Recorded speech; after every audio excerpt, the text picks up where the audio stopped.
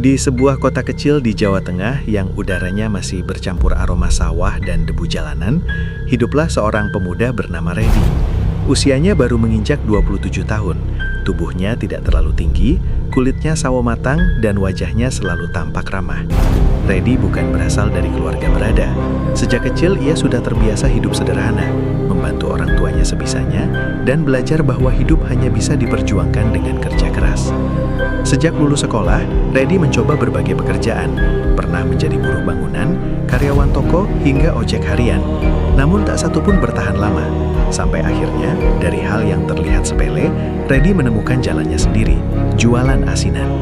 Awalnya hanya coba-coba. Resep asinan itu ia dapat dari almarhum ibunya, yang dulu sering membuat asinan rumahan untuk tetangga sekitar. Dengan modal pas-pasan, Redi mulai berjualan di pinggir jalan dekat pasar. Gerobaknya sederhana, tidak mencolok, hanya ditutupi spanduk kecil bertuliskan asinan segar Redi. Setiap pagi, ia bangun sebelum subuh untuk menyiapkan bahan-bahan, meracik bumbu, dan memastikan semuanya bersih. Baginya, rasa dan kejujuran adalah hal utama. Ia tidak pernah mengurangi takaran, tidak pernah memakai bahan murahan, meski keuntungannya tipis. Hari demi hari berlalu. Awalnya pembeli hanya beberapa orang, namun lambat laun, orang-orang mulai kembali lagi. Mereka memuji rasa asinan Redi yang segar, pas di lidah, tidak terlalu asam, dan sambalnya khas. Kabar itu menyebar dari mulut ke mulut. Dalam beberapa bulan saja, lapak Redi mulai ramai. Setiap siang, antrean mengular. Ada ibu rumah tangga, pegawai kantor, hingga anak sekolah yang rela menunggu. Bahkan beberapa orang datang dari luar kecamatan hanya untuk mencicipi asinan Redi. Senyum Redi selalu mengembang setiap melayani pembeli. Ia tidak pernah lupa mengucap terima kasih, tidak pernah menunjukkan lelah, meski keringat mengalir deras. Kesuksesan kecil itu perlahan mengubah hidup Redi. Ia bisa memperbaiki rumah orang tuanya, membeli motor bekas, dan yang paling membahagiakan baginya adalah bisa membantu adik-adiknya sekolah. Redi merasa hidupnya akhirnya punya arah. Ia tidak pernah menyombongkan diri. Baginya, rezeki adalah titipan, bukan untuk dipamerkan. Namun Redi tidak menyadari satu hal, kesuksesan tidak hanya mendatangkan kebahagiaan, tapi juga mengundang iri. Di sekitar pasar itu, sudah lama ada beberapa pedagang asinan lain. Mereka lebih dulu berjualan, tapi pembelinya biasa saja. Sejak lapak Redi ramai, sebagian dari mereka mulai kehilangan pelanggan. Ada yang diam saja, ada pula yang hanya mengeluh. Tapi ada satu orang yang memendam perasaan lebih dalam. Tatapannya sering tertuju ke arah Redi, wajahnya datar, namun matanya menyimpan sesuatu yang tidak bisa dijelaskan. Redi sendiri terlalu polos untuk menyadari perubahan itu. Ia tetap ramah pada siapapun, termasuk pedagang lain. Bahkan sesekali ia menyapa dan tersenyum, tanpa tahu bahwa senyum itu tidak selalu dibalas dengan niat baik.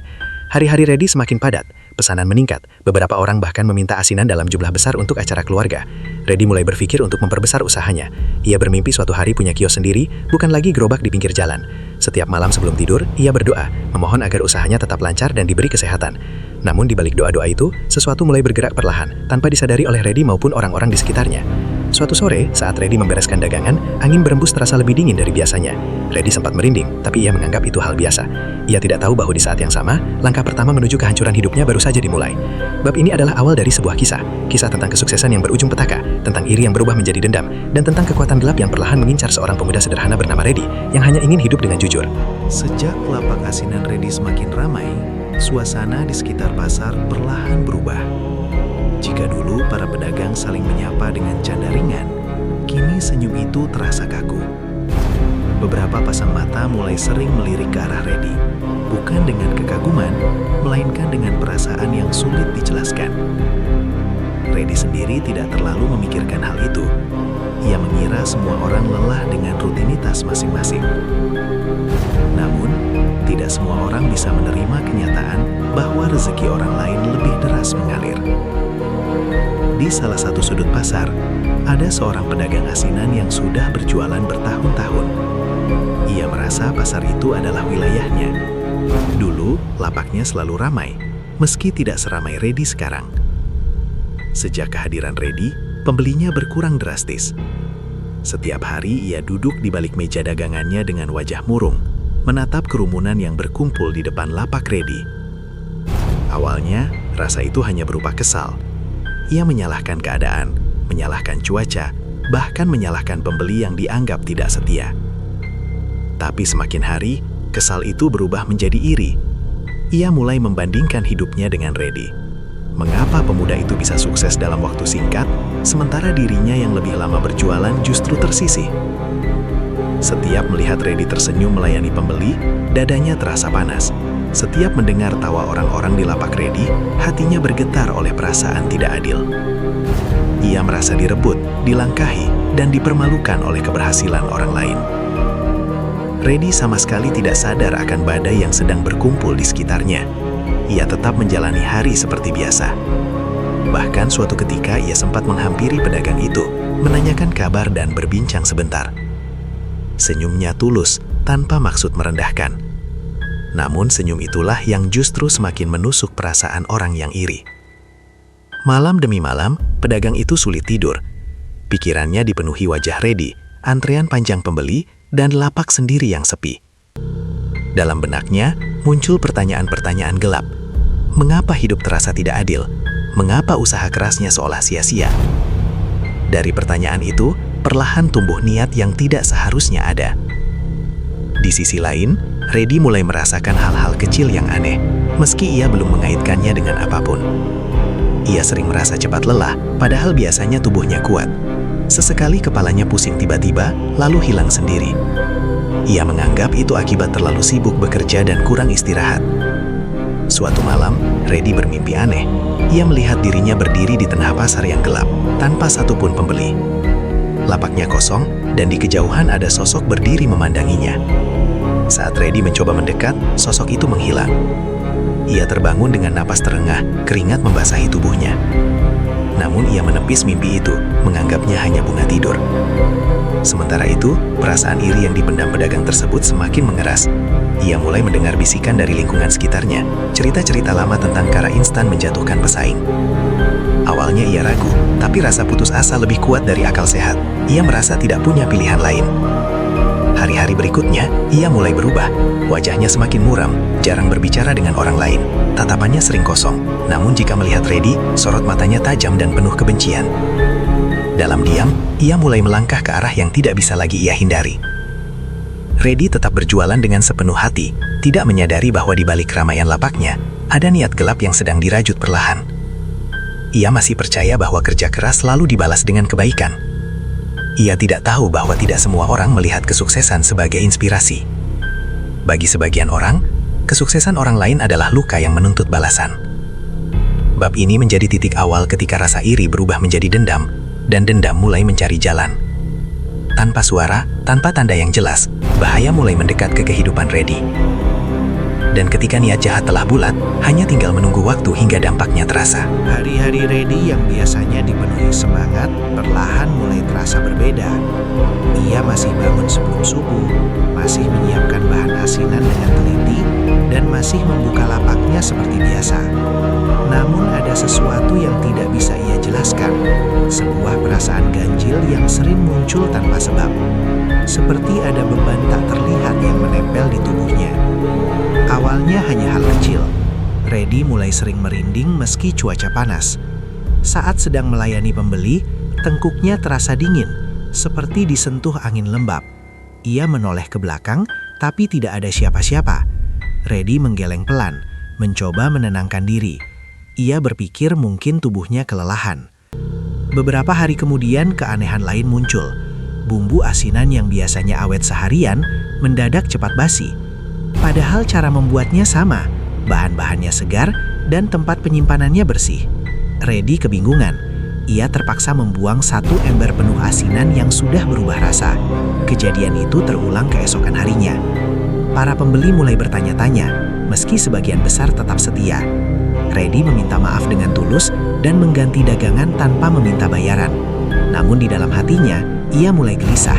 Ia merasa ada sesuatu yang tidak beres, tapi tidak tahu harus mulai dari mana. Malam-malam Reddy pun berubah, tidurnya tidak lagi nyenyak. Ia sering terbangun di tengah malam dengan jantung berdebar kencang. Kadang ia merasa seperti ada yang berdiri di dekat tempat tidurnya. Saat ia membuka mata, kamar itu kosong, tapi rasa takutnya tertinggal lama. Suatu malam, Reddy bermimpi lebih buruk dari sebelumnya. Ia melihat dirinya lumpuh di lantai pasar, dikelilingi orang-orang yang menatap tanpa ekspresi. Di antara kerumunan itu, ada sosok yang wajahnya samar, tapi senyumnya jelas, dingin dan puas. Reddy mencoba berteriak, tapi suaranya tidak keluar. Ia terbangun dengan napas tersengal dan tubuh gemetar. Sejak mimpi itu, kondisi fisik Reddy mulai menurun. Tangannya sering kesemutan, kakinya terasa berat seperti dipenuhi pasir. Saat mengangkat ember asinan, tenaganya cepat habis. Ia mulai sering menjatuhkan barang tanpa sengaja, hal yang sebelumnya tidak pernah terjadi. Tetangga dan keluarga mulai menyadari perubahan itu. Wajah Reddy tampak pucat, matanya cekung, dan senyumnya tidak lagi selebar dulu. Saat ditanya, Reddy hanya menjawab singkat, mengatakan bahwa ia kelelahan. Ia tidak ingin membuat orang lain khawatir. Namun keanehan tidak berhenti di situ. Suatu sore, saat Reddy menutup lapak, ia menemukan sesuatu di bawah gerobaknya. Gumpalan tanah bercampur rambut dan serpihan kain kecil yang basah. Bau amis menyengat hidungnya. Reddy terdiam lama menatap benda itu. Jantungnya berdegup tidak karuan. Ia tidak berani menyentuhnya. Dengan perasaan tidak enak, ia mendorongnya menjauh menggunakan kayu, lalu segera pulang. Sepanjang perjalanan, pikirannya kacau. Ia mencoba meyakinkan dirinya bahwa itu hanya sampah biasa, tapi hatinya tahu ada sesuatu yang salah. Malam itu, tubuh Reddy demam tinggi. Ia menggigil hebat meski selimut menutup seluruh badannya. Dalam setengah sadar, ia merasa seperti ada sesuatu yang merayap di kakinya, perlahan naik ke dada. Ia ingin berteriak, tapi tubuhnya terasa kaku. Hanya air mata yang mengalir tanpa suara. Keesokan harinya, Reddy tetap memaksakan diri berjualan. Ia tidak ingin kehilangan pelanggan. Namun langkahnya tertatih dan pandangannya sering berkunang-kunang. Beberapa pembeli menyarankan agar ia beristirahat, tapi Reddy hanya senyum lemah. Di sudut pasar, sepasang mata memperhatikan Reddy dengan saksama. Tidak ada lagi ragu di sana. Yang tersisa hanyalah keyakinan bahwa apa yang telah dimulai tidak bisa dihentikan begitu saja. Reddy masih menganggap semua ini sebagai cobaan biasa. Ia belum menyadari bahwa tanda-tanda yang muncul bukan sekedar kelelahan atau kebetulan. Ada kekuatan lain yang sedang bekerja, perlahan menggerogoti tubuh dan hidupnya. Bab ini menjadi awal dari runtuhnya pertahanan Reddy. Tanda-tanda sudah jelas, namun ia memilih mengabaikannya. Dan dalam dunia yang tak kasat mata, pengabaian seringkali berarti membuka pintu bagi sesuatu yang lebih gelap untuk masuk lebih jauh. Kondisi Reddy semakin hari semakin mengkhawatirkan. Tubuhnya yang dulu kuat kini terasa rapuh. Setiap pagi ia bangun dengan rasa sakit yang berbeda-beda. Kadang kepala seperti ditekan dari dalam, kadang perutnya melilit tanpa sebab. Ia masih berusaha keras menjalani rutinitas, tapi langkahnya tidak lagi secepat dulu. Wajahnya pucat, napasnya pendek, dan sorot matanya sering kosong. Suatu pagi, saat sedang menyiapkan dagangan, Reddy tiba-tiba jatuh terduduk. Tangannya gemetar hebat, keringat dingin membasahi dahinya. Ember asinan tumpah, isinya berserakan di lantai dapur. Reddy mencoba berdiri, namun kakinya tidak mampu menopang tubuhnya. Rasa panik mulai menjalar. Keluarganya yang melihat kejadian itu langsung membawanya ke puskesmas terdekat. Reddy dibaringkan di ranjang pemeriksaan, sementara perawat memeriksa tekanan darah dan suhu tubuhnya. Hasilnya tidak menunjukkan sesuatu yang mencurigakan. Tekanan darah normal, tidak ada tanda infeksi berat. Dokter hanya menyarankan agar Reddy banyak istirahat dan mengurangi aktivitas. Namun setelah pulang, kondisi Reddy tidak membaik, justru semakin parah. Malam hari, ia sering mengerang kesakitan. Tubuhnya panas, lalu tiba-tiba dingin. Ia muntah tanpa sebab, tapi tidak ada makanan yang keluar. Hanya cairan pahit yang membuat tenggorokannya perih. Keluarga mulai khawatir dan memutuskan membawa Reddy ke rumah sakit yang lebih besar. Di sana ia menjalani berbagai pemeriksaan, tes darah, röntgen hingga pemindaian. Reddy pasrah, mengikuti semua prosedur dengan tubuh yang semakin lemah. Ia berharap ada jawaban yang jelas, sebuah nama penyakit yang bisa diobati. Namun hasilnya justru membuat semua orang bingung. Dokter menyatakan bahwa organ-organ Reddy terlihat normal. Tidak ada tumor, tidak ada kerusakan serius, tidak ada infeksi yang bisa menjelaskan rasa sakit dan penurunan kondisinya.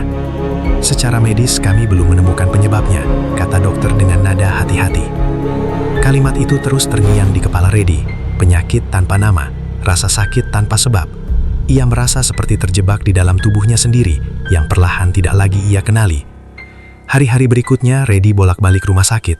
Obat-obatan diberikan, infus dipasang, namun tubuhnya tidak merespons seperti seharusnya. Bukannya membaik, ia justru semakin lemah. Nafsu makannya hilang, tidurnya gelisah. Setiap kali memejamkan mata, ia merasa ada tekanan berat di dadanya. Suatu malam di ruang rawat, Reddy terbangun dengan napas tersengal. Ia merasa seperti dicekik, meski tidak ada apapun di sekelilingnya. Tangannya mencengkeram sprei erat-erat. Ia ingin memanggil perawat, tapi suaranya tidak keluar.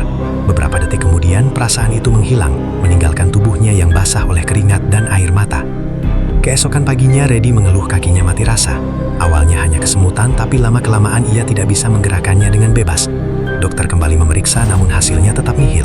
Sarafnya tampak normal, tidak ada cedera, tidak ada penyebab jelas. Keluarga Reddy mulai putus asa. Mereka mengikuti semua saran medis, namun tidak mendapatkan kepastian. Setiap kali ditanya apa yang dirasakan, Reddy hanya bisa menjawab bahwa sakitnya tidak bisa dijelaskan. Seperti ada sesuatu yang merusak dari dalam, perlahan tapi pasti. Usaha asinan Reddy akhirnya terpaksa tutup sementara. Tidak ada tenaga untuk berjualan, tidak ada senyum untuk menyambut pelanggan. Lapak yang dulu ramai kini sunyi. Beberapa pelanggan setia datang menanyakan kabarnya, tapi hanya bisa pulang dengan perasaan sedih. Di tengah keputusasaan itu, bisikan mulai terdengar di antara keluarga dan tetangga. Ada yang berkata mungkin ini bukan penyakit biasa, ada yang menyarankan mencoba pengobatan lain. Namun keluarga masih berharap pada medis, masih percaya bahwa semuanya bisa dijelaskan secara logika. Sementara itu, Reddy sendiri mulai merasa takut. Bukan takut mati, tapi takut tidak dipahami. Ia merasa sendirian di dalam penderitaannya. Tubuhnya terus melemah, sementara jawaban tak kunjung datang. Bab ini menjadi titik di mana harapan mulai retak. Ketika ilmu dan logika tidak mampu memberi penjelasan, ketika penyakit tidak memiliki nama, dan ketika rasa sakit terus menggerogoti tanpa ampun. Tanpa disadari, jalan Reddy mulai menjauh dari dunia yang ia kenal, menuju sesuatu yang jauh lebih gelap dan tak terlihat.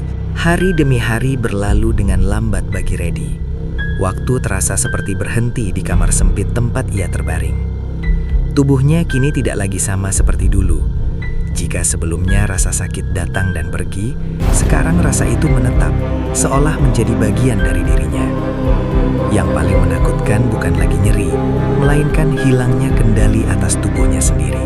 Suatu pagi, Reddy mencoba menggerakkan kakinya seperti biasa. Ia mengerahkan seluruh tenaga, memusatkan pikiran, namun tidak ada respons. Kakinya tergeletak diam, seperti bukan miliknya. Panik mulai menjalar ke dadanya. Ia mencoba lagi, lebih keras, tapi hasilnya sama. Tidak ada rasa sakit, tidak ada kesemutan, hanya kosong. Ia memanggil keluarganya dengan suara gemetar. Saat mereka datang dan melihat Reddy tak mampu menggerakkan kakinya, suasana langsung berubah tegang. Mereka mencoba membantunya duduk, namun tubuh Reddy terkulai lemah. Saat didudukkan, kepalanya terasa berat dan pandangannya berkunang-kunang. Kembali ia dibawa ke rumah sakit. Dokter melakukan pemeriksaan lebih menyeluruh, termasuk saraf dan otot. Reddy berharap kali ini ada jawaban, namun harapan itu kembali runtuh. Dokter menyampaikan bahwa secara struktur, saraf Reddy masih utuh, tidak ada penyumbatan, tidak ada cedera. Kelumpuhan ini tidak sesuai dengan hasil medis, kata dokter dengan wajah serius. Kalimat itu membuat Reddy terdiam lama.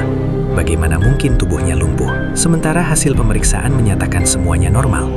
Ia merasa seperti dianggap mengada-ada, seolah penderitaannya tidak nyata. Padahal setiap detik ia benar-benar merasakannya. Hari berikutnya, kelumpuhan itu semakin naik. Dari kaki, rasa mati mulai menjalar ke pinggang, lalu ke tangan. Jari-jarinya sulit digerakkan. Untuk mengangkat segelas air saja, ia harus dibantu. Setiap kali mencoba menggenggam sesuatu, tangannya bergetar dan akhirnya terlepas. Reddy mulai menangis diam-diam di malam hari. Ia tidak ingin terlihat lemah di depan keluarganya. Namun saat sendirian, air matanya mengalir tanpa bisa ditahan. Ia teringat hari-hari ketika ia berdiri berjam-jam melayani pembeli, tertawa dan bercanda. Kini untuk sekadar membalikkan badan saja, ia harus meminta tolong.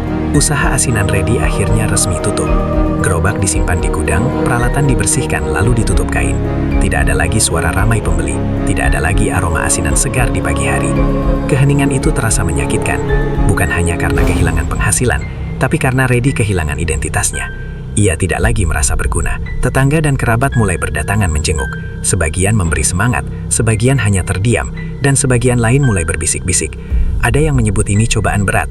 Ada pula yang mengatakan mungkin ada hal-hal yang tidak bisa dijelaskan dengan logika. Di sela-sela penderitaan fisik, gangguan lain mulai muncul.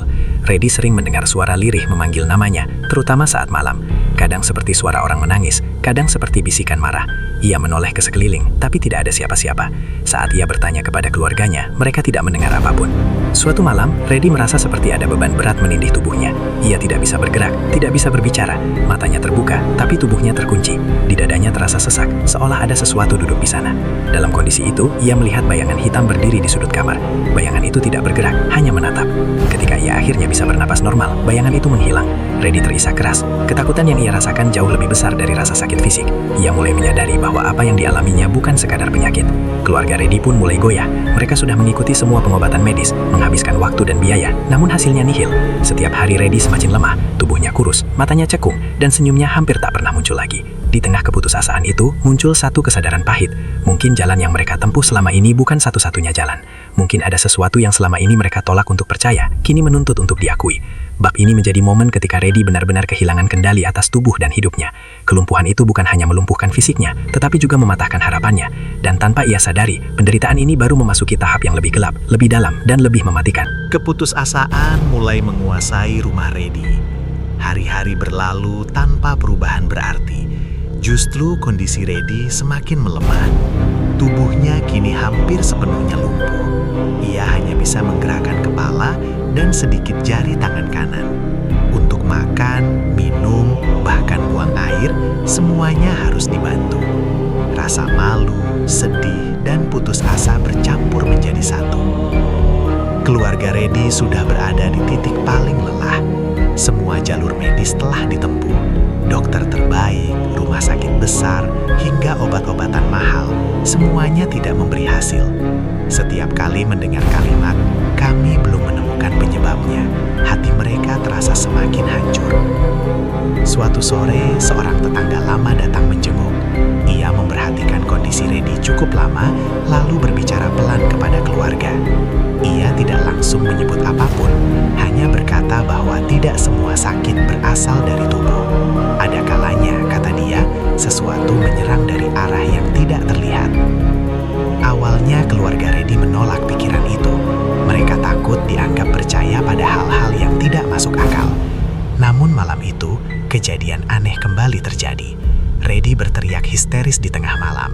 Matanya terbuka lebar, wajahnya pucat, dan tubuhnya bergetar. Ia berkata melihat sosok hitam berdiri di dekat pintu, menatapnya tanpa berkedip. Setelah kejadian itu, keluarga tidak bisa lagi menutup mata. Mereka mulai mengingat kembali semua keanehan sejak Reddy sakit. Bumbu asinan yang cepat basi, benda aneh di bawah gerobak, mimpi-mimpi buruk, hingga penyakit tanpa nama. Perlahan, kepingan-kepingan itu mulai tersusun. Akhirnya dengan hati berat, keluarga memutuskan membawa Reddy ke seorang orang pintar yang dikenal di daerah lain. Keputusan itu bukan karena mereka ingin menyerah pada logika, tetapi karena mereka sudah kehabisan pilihan. Perjalanan itu terasa panjang dan sunyi. Reddy dibaringkan di dalam mobil, tubuhnya dibalut selimut. Sepanjang jalan, ia merasakan dada sesak dan napas berat, seolah ada sesuatu yang tidak ingin ia pergi ke tempat itu. Beberapa kali ia merintih tanpa sebab jelas. Sesampainya di rumah orang pintar tersebut, suasana terasa berbeda. Udara di sekitar rumah itu sunyi dan berat. Orang pintar itu menyambut mereka dengan wajah tenang, seolah sudah mengetahui maksud kedatangan mereka tanpa perlu dijelaskan panjang lebar. Reddy dibaringkan di sebuah ruangan sederhana. Orang pintar itu duduk di sampingnya, memejamkan mata dan mulai membaca sesuatu dengan suara pelan. Awalnya tidak terjadi apa-apa, namun beberapa menit kemudian tubuh Reddy bergetar hebat. Napasnya memburu, wajahnya menegang, dan dari mulutnya keluar suara rintihan yang bukan seperti suaranya sendiri. Keluarga Reddy menangis ketakutan. Orang pintar itu meminta mereka tetap tenang. Ia lalu berhenti sejenak, membuka mata, dan berkata dengan nada serius bahwa Reddy bukan sakit biasa. Ada kiriman yang sengaja ditujukan untuk menghancurkan tubuh dan usahanya secara perlahan. Ia menjelaskan bahwa santet yang mengenai Reddy bukan santet sembarangan. Itu adalah jenis yang bekerja pelan, membuat korban menderita lama, kehilangan harapan sedikit demi sedikit, hingga akhirnya menyerah pada hidup. Penyebabnya hampir selalu sama, iri dan dengki. Mendengar itu, tubuh Reddy terasa dingin. Meski lemah, air mata mengalir di pelipisnya. Ia tidak pernah merasa bermusuhan dengan siapapun. Ia hanya ingin hidup tenang dan bekerja jujur. Namun ternyata itu saja sudah cukup untuk membuat seseorang ingin menghancurkannya. Orang pintar itu juga mengatakan bahwa kiriman tersebut sudah terlalu lama bersarang di tubuh Reddy. Ia bisa mencoba membantu meringankan, tetapi hasilnya tidak bisa dijanjikan. Semua tergantung pada kekuatan tubuh dan takdir Reddy sendiri. Proses pembersihan dilakukan malam itu juga. Orang pintar membaca doa-doa panjang. Beberapa kali Reddy menjerit kesakitan, seolah tubuhnya ditarik dari dua arah yang berbeda. Bau menyengat memenuhi ruangan. Di akhir ritual, Reddy pingsan karena kekelahan. Saat sadar, Reddy merasa sedikit lebih ringan, tapi kelumpuhan itu masih ada. Orang pintar berkata bahwa ini baru permulaan. Santet itu belum sepenuhnya lepas. Dan yang paling mengerikan, pengirimnya belum menghentikan niatnya. Dalam perjalanan pulang, suasana di dalam mobil sunyi. Tidak ada yang berbicara. Keluarga Reddy kini tahu bahwa mereka sedang berhadapan dengan sesuatu yang jauh lebih berbahaya daripada penyakit. Bab ini menjadi titik ketika kebenaran akhirnya terungkap. Bahwa penderitaan Reddy bukan kebetulan, bukan takdir semata, melainkan hasil dari niat jahat manusia lain. Dan ketika jalan gelap telah dipilih seseorang, dampaknya tidak hanya menghancurkan tubuh, tetapi juga merenggut masa depan. Sejak kunjungan ke orang pintar itu, hidup Reddy tidak pernah kembali sama. Meski sempat merasakan tubuhnya sedikit lebih ringan, rasa itu tidak bertahan lama. Justru setelahnya, kejadian-kejadian aneh semakin sering terjadi. Seolah sesuatu merasa terganggu karena keberadaannya diketahui, lalu memilih menunjukkan wujud aslinya. Di rumah, suasana berubah mencekam. Lampu sering berkedip tanpa sebab.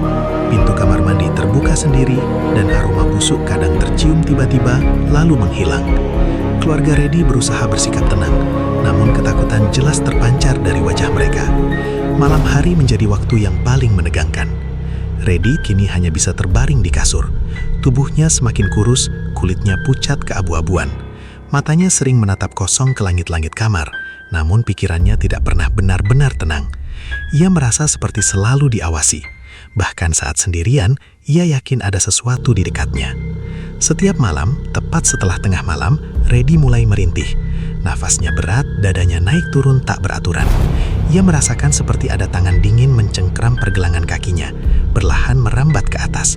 Saat keluarga mendekat, Reddy berteriak histeris, mengatakan ada sesuatu yang merayap di tubuhnya. Namun tidak ada apapun yang terlihat. Suatu malam, teror itu mencapai tingkat yang lebih menakutkan.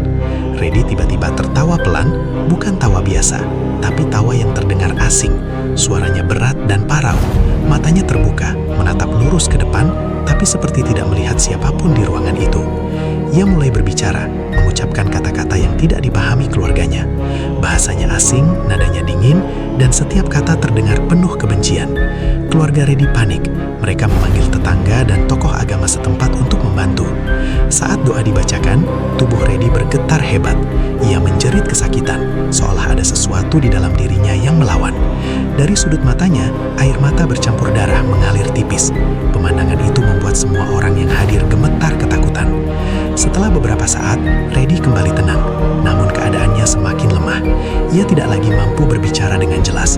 Jikapun membuka mulut, yang keluar hanya bisikan lirih, seolah energinya terkuras habis. Keesokan harinya, keluarga membawa Reddy kembali ke orang pintar itu. Kali ini wajah sang orang pintar terlihat jauh lebih serius. Setelah melakukan ritual singkat, ia mengatakan bahwa santet yang menyerang Reddy telah memasuki tahap akhir. Pengirimnya memperkuat kiriman tersebut karena merasa rencananya hampir berhasil. Ia juga menyampaikan kabar yang membuat keluarga terdiam. Santet itu tidak hanya bertujuan melumpuhkan tubuh, tetapi juga menarik nyawa Reddy secara perlahan. Toilet, tempat paling sunyi dan lembab di rumah, disebut-sebut sebagai titik terakhir yang sering digunakan dalam praktek semacam ini. Mendengar itu, jantung Reddy berdegup keras. Meski tubuhnya lemah, ketakutan itu terasa nyata. Ia teringat bisikan-bisikan yang sering menyuruhnya ke kamar mandi, terutama saat malam. Kini semuanya terasa masuk akal, sekaligus mengerikan. Orang pintar itu berkata jujur. Ia bisa membantu menahan laju santet tersebut, tapi tidak bisa menjamin keselamatan Reddy sepenuhnya. Santet itu sudah terlalu kuat, dan tubuh Reddy terlalu lama menjadi tempat bersarangnya energi gelap tersebut. Malam demi malam berlalu dengan penuh kewaspadaan. Keluarga Reddy bergantian berjaga, namun teror tetap terjadi. Reddy sering menangis tanpa sebab, terkadang tertawa, terkadang menatap kosong sambil berbisik nama seseorang yang tidak dikenal. Pada suatu dini hari, Reddy terbangun dengan nafas terengah. Ia merasa ada dorongan kuat di dalam kepalanya, seperti ada suara yang memerintah. Suara itu terus berulang, memanggilnya dengan nada lembut namun memaksa. Reddy berusaha melawan, tapi tubuhnya tidak patuh. Ia hanya bisa berbisik lirih, memanggil ibunya, memohon agar tidak ditinggalkan sendirian. Bab ini menjadi puncak dari teror yang semakin nyata. Santet itu tidak lagi bersembunyi di balik rasa sakit atau penyakit tanpa nama. Ia menunjukkan niatnya dengan jelas, mendekat sedikit demi sedikit, menunggu saat yang tepat untuk merenggut nyawa Reddy. Dan waktu itu, tanpa disadari siapapun, sudah sangat dekat. Kondisi Reddy semakin melemah dari hari ke hari. Tubuhnya kini seperti cangkang kosong yang hanya bertahan karena napas. Ia jarang membuka mata, dan jika pun terbuka, pandangannya kosong, seolah jiwanya tidak sepenuhnya berada di sana. Suaranya hampir tidak pernah terdengar lagi, hanya helaan napas pendek yang terdengar berat dan tertahan. Keluarga Redi hidup dalam kewaspadaan tanpa henti. Mereka bergantian menjaga, terutama di malam hari. Tidak ada lagi tidur nyenyak di rumah itu. Setiap bunyi kecil membuat jantung berdegup kencang. Setiap desahan Redi terasa seperti hitungan mundur menuju sesuatu yang tidak ingin mereka bayangkan. Malam itu, udara terasa lebih dingin dari biasanya. Angin berembus pelan, tapi membawa rasa lembab yang menusuk tulang. Lampu di kamar Redi menyala redup. Wajah Redi tampak semakin pucat, bibirnya kebiruan, dan tubuhnya terasa dingin saat disentuh. Sekitar tengah malam, Redi membuka mata perlahan. Matanya menatap ke arah pintu kamar mandi yang berada tak jauh dari kamarnya. Pandangannya terpaku ke sana. Bibirnya bergerak pelan, menggumamkan sesuatu yang hampir tidak terdengar. Ibunya mendekat dan menunduk, mencoba mendengarkan. Dengan suara sangat lirih, Redi berbisik, "Aku dipanggil." Kalimat itu membuat tubuh ibunya gemetar. Ia langsung memeluk Redi, menenangkannya, mengatakan bahwa tidak ada siapapun yang memanggil. Namun Redi menggeleng pelan. Air mata mengalir dari sudut matanya. Wajahnya menunjukkan ketakutan yang mendalam, ketakutan yang tidak bisa diungkapkan dengan kata-kata. Tak lama kemudian, tubuh Redi bergetar hebat. Napasnya memburu, dadanya naik turun tidak beraturan. Tangannya yang sebelumnya lemah mendadak menegang, mencengkram sprei dengan kuat. Dari tenggorokannya keluar suara arangan rendah, seperti orang menahan sakit yang luar biasa. Lampu kamar tiba-tiba berkedip. Bau busuk menyengat memenuhi ruangan, membuat beberapa anggota keluarga menutup hidung. Suasana berubah mencekam. Redi menjerit, kali ini lebih keras, meski suaranya serak dan terputus-putus. "Ada yang menarik aku," katanya terengah. Keluarga panik. Doa-doa dibacakan dengan suara gemetar. Namun Redi terus memberontak, seolah ada kekuatan lain yang berusaha menguasai tubuhnya. Matanya terbuka lebar, memandang lurus ke arah kamar mandi, dan wajahnya menunjukkan ketakutan yang belum pernah terlihat sebelumnya. Dalam kondisi itu, Redi tiba-tiba terbiam. Tubuhnya menjadi kaku. Napasnya melambat, nyaris tak terdengar. Semua orang di kamar menahan napas. Beberapa detik berlalu terasa seperti selamanya. Lalu, dengan suara pelan namun jelas, Redi berkata, "Aku capek. Sakit sekali." Air mata keluarga pecah. Mereka memeluk Redi, memohon agar ia bertahan. Namun setelah kalimat itu, Redi kembali terdiam. Matanya tertutup, wajahnya tampak lebih tenang. Tapi ketenangan itu justru menimbulkan ketakutan yang lebih besar. Malam terus berjalan. Tidak ada lagi teriakan, tidak ada lagi gerakan. Hanya bunyi jam dinding yang berdetak pelan, menemani kecemasan yang menggantung di udara. Menjelang dini hari, Redi kembali membuka mata. Kali ini pandangannya berbeda. Tidak ada lagi ketakutan, hanya kegelahan yang dalam. Ia menatap satu persatu wajah keluarganya, seolah ingin mengingat mereka untuk terakhir kali. Ia mencoba tersenyum, meski sangat lemah. "Maaf, kalau aku merepotkan," ucapnya terbata-bata. Setelah itu, pandangannya kembali tertuju ke arah kamar mandi. Bibirnya kembali bergerak, mengucapkan sesuatu yang tidak bisa didengar siapapun. Tangannya terangkat sedikit, lalu jatuh kembali ke kasur. Keluarga merasakan firasat buruk yang kuat. Mereka tahu, malam itu bukan malam biasa. Ada sesuatu yang sedang menunggu, sesuatu yang tidak bisa lagi dicegah hanya dengan doa dan air mata. Bab ini menjadi malam terakhir perlawanan Redi. Tubuh dan jiwanya telah terkuras habis. Ia telah bertahan sejauh yang ia bisa, melawan sesuatu yang tidak terlihat, sesuatu yang dikirim dengan kebencian. Dan ketika fajar semakin dekat, takdir yang paling ditakuti itu pun bersiap menjemputnya. Fajar belum sepenuhnya menyingsing ketika rumah itu diliputi kesunyian yang aneh. Tidak ada suara ayam berkokok seperti biasanya. Tidak ada angin yang berhembus melewati celah jendela. Udara terasa berat, seolah menekan dada siapapun yang berada di dalam rumah itu. Lampu kamar Redi masih menyala redup, memantulkan bayangan pucat di dinding. Redi terbaring diam. Napasnya sangat pelan, nyaris tak terdengar. Keluarga yang berjaga di sekelilingnya menatap dengan cemas, takut kehilangan. Namun, juga kelelahan setelah malam panjang penuh teror. Mereka tidak tahu bahwa waktu sudah hampir habis. Tiba-tiba, Redi membuka mata. Kali ini matanya terbuka penuh, tidak kosong seperti sebelumnya. Ada kesadaran di sana. Ia menoleh pelan ke kiri dan kanan, seolah mencari sesuatu. Bibirnya bergetar, lalu ia berbisik lirih, hampir tak terdengar. Di sana, aku disuruh ke sana. Semua mata langsung tertuju ke arah yang sama, kamar mandi. Pintu kamar mandi itu sedikit terbuka. Dari celahnya, terlihat gelap yang tidak wajar, lebih pekat dari sudut rumah lainnya. Reddy menatap ke sana dengan ekspresi campur aduk antara takut dan pasrah. Tangannya bergerak perlahan, mencoba turun dari ranjang. Keluarga langsung panik. Mereka mencoba menahannya, memohon agar Reddy tetap di tempat tidur. Namun, di luar dugaan, tubuh Reddy yang selama ini lumpuh mendadak bisa digerakkan. Gerakannya kaku, tidak wajar, seperti boneka yang ditarik paksa. Dengan sisa tenaga yang entah datang dari mana, Reddy turun dari ranjang. Langkahnya terseret, tubuhnya gemetar hebat. Napasnya terengah, namun matanya terus menatap ke arah kamar mandi, seolah ada sesuatu yang memanggilnya dengan sangat kuat. Keluarga berusaha mengikutinya, namun langkah mereka terasa berat, seakan kaki mereka ditahan oleh sesuatu yang tak terlihat. Jarak antara mereka dan Reddy terasa semakin jauh, padahal hanya beberapa meter. Saat Reddy mencapai kamar mandi, ia berhenti sejenak di ambang pintu. Tubuhnya membungkuk, napasnya tersengal-sengal.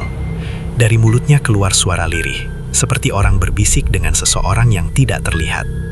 Lalu ia melangkah masuk. Beberapa detik berlalu, sunyi. Tidak ada suara air, tidak ada teriakan. Hanya keheningan yang mencekam. Keluarga memanggil namanya berulang kali, namun tidak ada jawaban. Akhirnya, salah satu dari mereka memberanikan diri masuk. Pemandangan di dalam kamar mandi membuat kaki mereka lemas. Reddy tergeletak di lantai, bersandar di dinding. Tubuhnya kaku, kepalanya menunduk, dan matanya terbuka menatap kosong ke depan. Di wajahnya terpancar ekspresi ketakutan yang membeku, seolah ia melihat sesuatu di detik-detik terakhir hidupnya. Tidak ada luka, tidak ada darah, namun hawa dingin menyelimuti tubuhnya. Mereka mencoba memanggil, mengguncang, memeriksa napasnya, namun semuanya sudah terlambat. Reddy telah mengembuskan napas terakhirnya di tempat sunyi itu, tepat seperti yang telah diperingatkan sebelumnya. Tangis pecah di rumah itu, jeritan duka bercampur ketidakpercayaan. Tidak ada yang menyangka akhir Reddy akan sekejam ini. Seorang pemuda yang jujur, bekerja keras, dan tidak pernah mencari musuh, harus mati dengan cara yang tidak bisa dijelaskan secara logika. Beberapa jam kemudian, orang pintar yang pernah menangani Reddy datang. Setelah melihat jasadnya, ia hanya menghela napas panjang. Dengan suara berat, ia berkata bahwa santet itu telah mencapai tujuannya. Nyawa Reddy diambil saat pertahanannya benar-benar runtuh. Ia juga mengatakan satu hal yang membuat semua orang terdiam. Selama hidupnya, Reddy sama sekali tidak bersalah. Ia hanya menjadi korban dari iri dan dengki manusia lain yang tidak mampu menerima kesuksesan orang lain. Pemakaman Reddy berlangsung sederhana. Banyak orang datang, termasuk pelanggan setia yang dulu antre membeli asinan. Mereka tidak percaya Reddy telah tiada. Lapak yang dulu ramai kini benar-benar menjadi kenangan. Namun cerita Reddy tidak berhenti di sana. Beberapa orang mengaku masih mencium aroma asinan di sekitar pasar pada waktu tertentu. Ada pula yang mengatakan melihat sosok pemuda berdiri diam di tempat lapak Reddy dulu, menatap kosong sebelum menghilang. Kisah Reddy menjadi pengingat pahit bahwa kejahatan tidak selalu datang dengan wajah kasar atau senjata tajam. Kadang ia datang dalam bentuk iri, bersembunyi dalam hati manusia, lalu berubah menjadi sesuatu yang jauh lebih gelap dan mematikan. Dan sejak saat itu, orang-orang di pasar itu belajar satu hal. Tidak semua persaingan harus dimenangkan, dan tidak semua kesuksesan pantas dibenci. Karena ketika dengki dibiarkan tumbuh, bukan hanya korban yang hancur, tapi juga kemanusiaan itu sendiri.